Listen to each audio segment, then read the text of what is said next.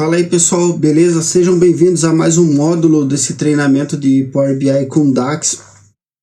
Nesse módulo a gente vai ver as medidas, né? Como eu disse, cada vez que vai passando o curso vai ficando mais legal. E as medidas, usar medidas é uma coisa muito legal mesmo que o DAX nos proporciona e o Power BI também. Então, o que são medidas, né? Sempre quando eu penso em medidas, eu penso em cálculos, né, funções, combinações de funções, mas elas também podem retornar textos. Mas normalmente o que você utiliza são cálculos mesmo, né?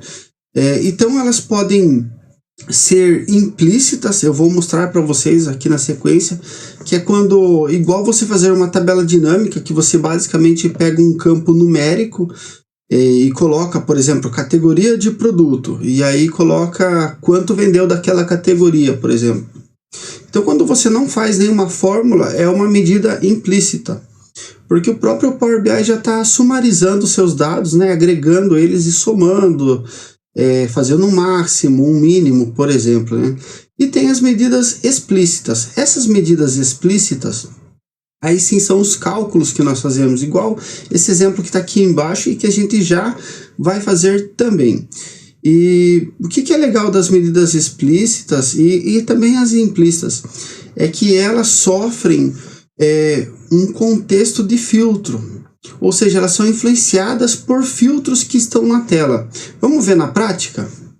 Então eu estou aqui na minha tela, eu acabei de criar uma medida aqui muito simples, e essa medida eu estou utilizando a função count.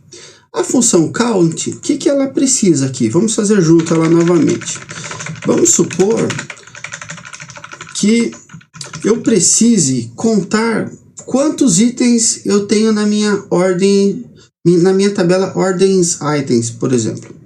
E aí, o que na verdade é contar linhas, simples assim.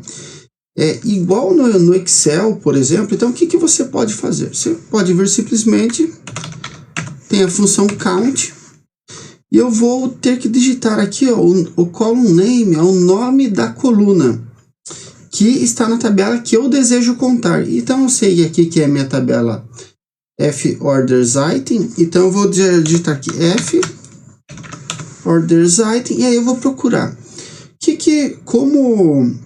O que eu posso fazer? Eu posso fazer dois tipos de contagem. Como essa é orders item, por exemplo, o que eu quero contar? Eu quero contar quantas ordens existem nessa tabela, ou quantos itens existem. Eu quero contar quantos itens, por exemplo. Então, qualquer linha que eu conte aqui, eu vou conseguir contar quantos itens tem nela. Olha só, então eu vou usar o Order ID mesmo, por exemplo. Eu poderia usar o Produto ID, o Price, o ID do vendedor, por exemplo, né? Mas eu vou usar o Order ID. E vou fechar parênteses. E aí, olha só que legal. Dei um Enter e ela foi inserida aqui. Então, basicamente, como que eu fiz para inserir essa função? Eu vim aqui, cliquei com o botão direito e adicionei nova medida. Ou eu posso vir aqui também em ferramentas, ou eu posso vir também aqui em modelagem e colocar uma nova medida. Legal? Então, vamos aqui, a nossa medida, ela tem esse logotipo, né, esse símbolo de calculadora. Então, eu vou apenas clicar nela. E olha só, ela já vai me trazer um número. Ela trouxe um gráfico neste caso, né?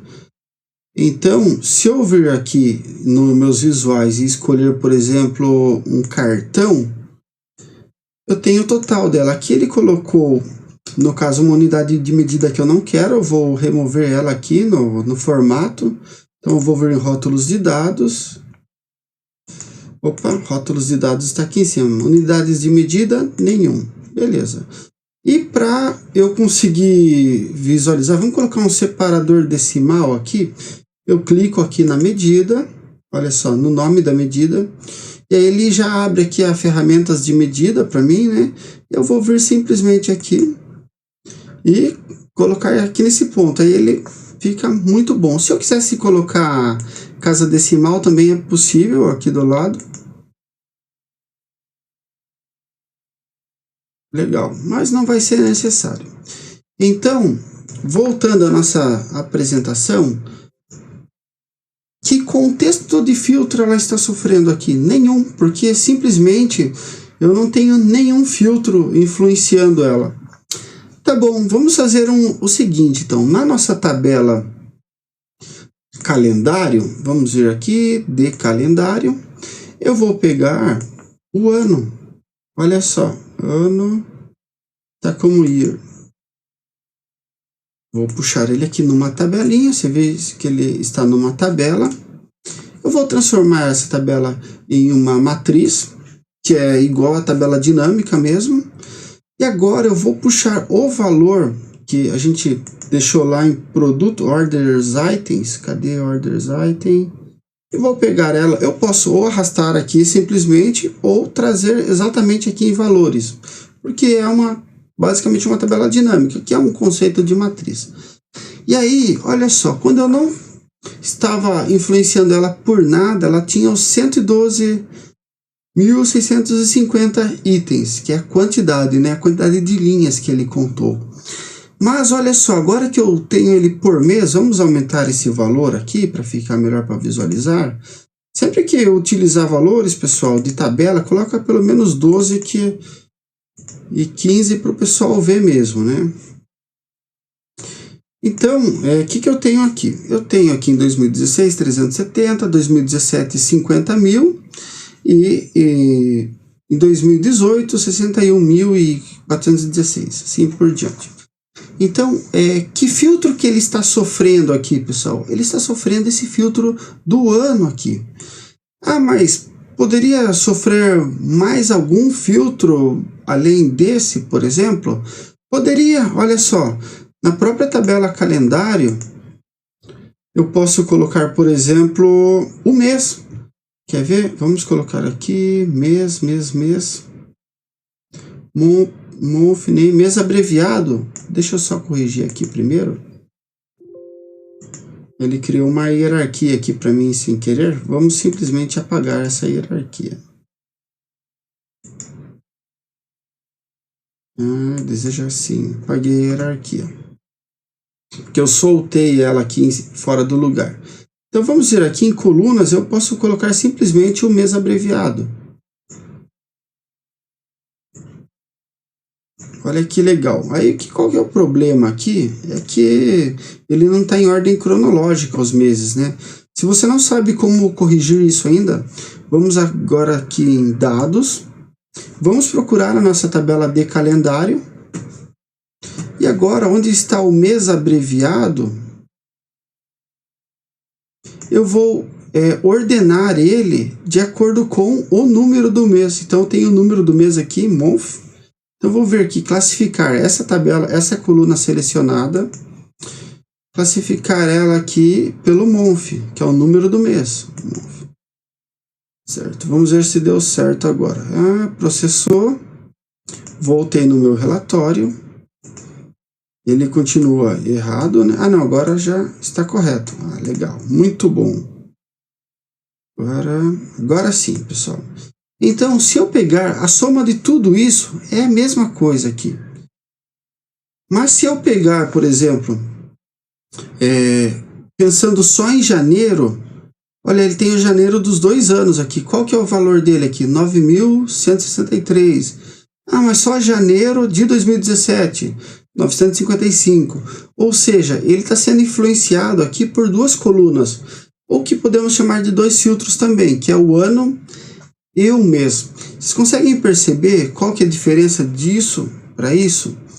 Que assim, essa diferença, essa avaliação, vocês vão ver que vai fazer muita diferença para vocês.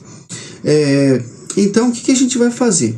Agora que a gente tem uma pequena introduçãozinha ao que é medida, a gente vai criar alguns tipos de medidas.